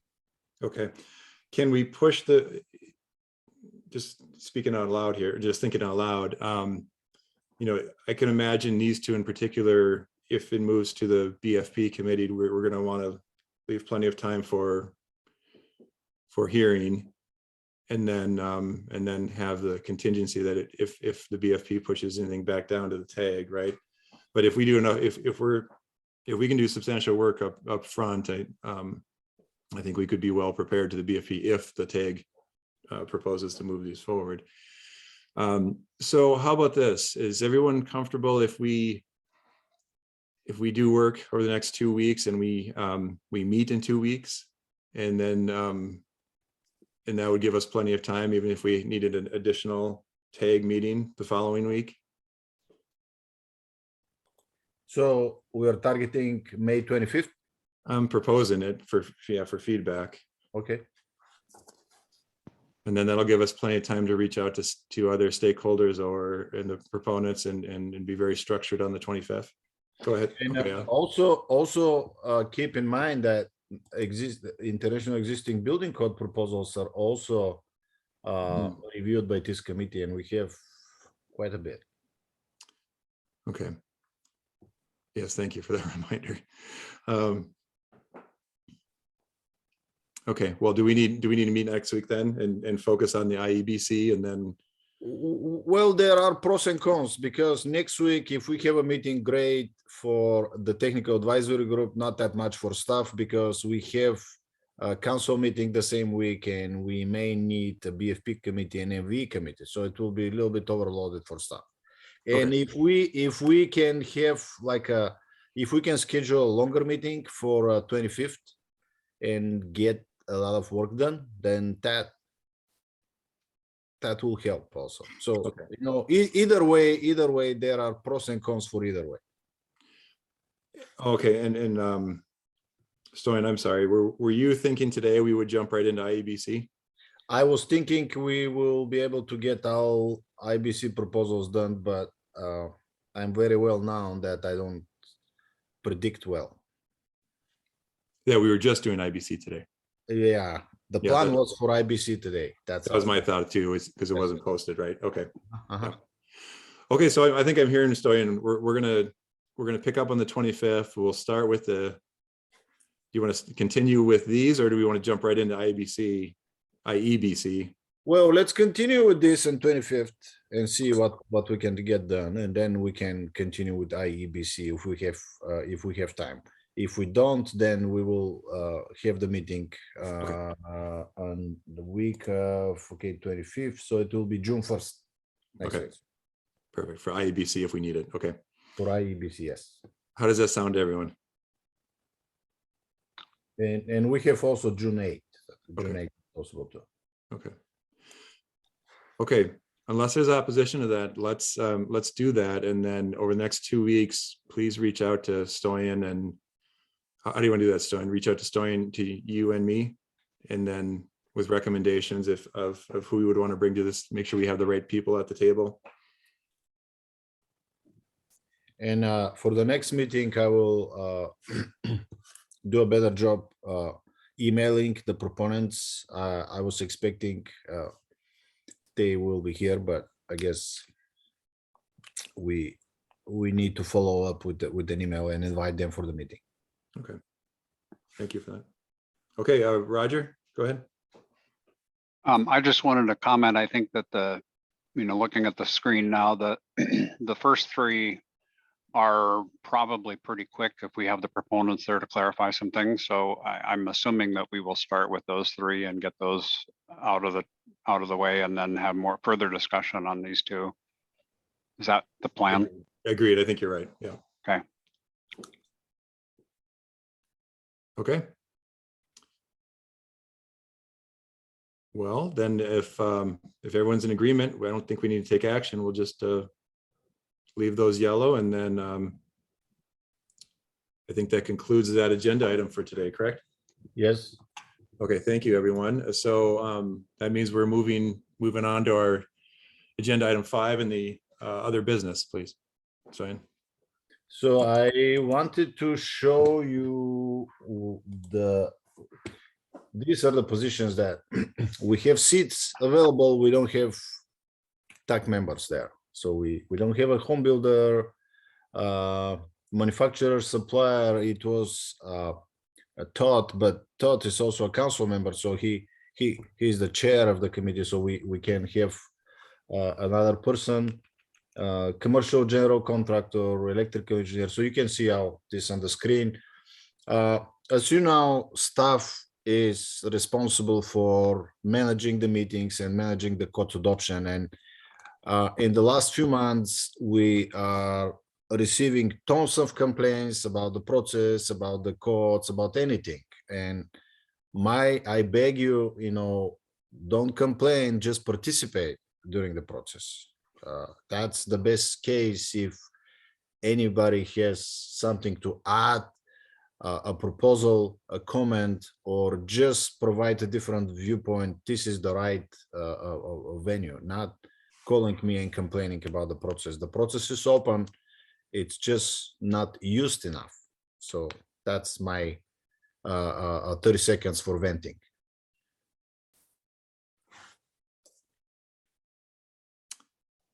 That's fair. Okay, so let's recruit. So if you know somebody interested, please, we need just an email to show the interest and some short resume. And then we will discuss with the technical advisory group chair with Todd, and we will add real people to these seats. Stoyan, can you remind all of us how many positions total are there on this tag? Voting Well, position? we have 10 missing, and total is. Oh, there you go. Yeah. Thank you. 1, 2, 3, 4, 5, 6, 7, 8, 9, 10, 11 plus 10, so 20, 21. Okay, and we have to meet quorum on that, whatever it is, 20? Well, the quorum is 50% plus one based on the number of technical advisory group members. So currently, we need 6 for quorum. Oh, But 50% of those positions that are filled. appointed, yes. Yes. Okay. So we're not at risk of not getting No. quorum because we have No, 10 open. no, Okay. no. It's just see how many, I mean, how many different viewpoints we can have here. Yeah. You know, construction trades, this is important. People with disability, I understand we are on structural provisions now, but we had also non-structural provisions, and there were important parts like, you know, adopting 2017 ANSI A117.1. So that, you know, property manager, these are important voices that we're missing. Okay. Well, thank you. That was a good summary. Okay. Any other business? Okay. Hearing none, we can adjourn. We don't need a motion to adjourn, do we, Svein? Well, based on the Robert's rules, we do. Okay. Can you hear a motion to adjourn, please? I'll motion to adjourn. Thank you, Chris. Second. Thank you, Michael. All those in favor signify by saying aye. Aye. Aye. Any opposed, nay? All right, we're adjourned. Thank you, everyone. Thank you.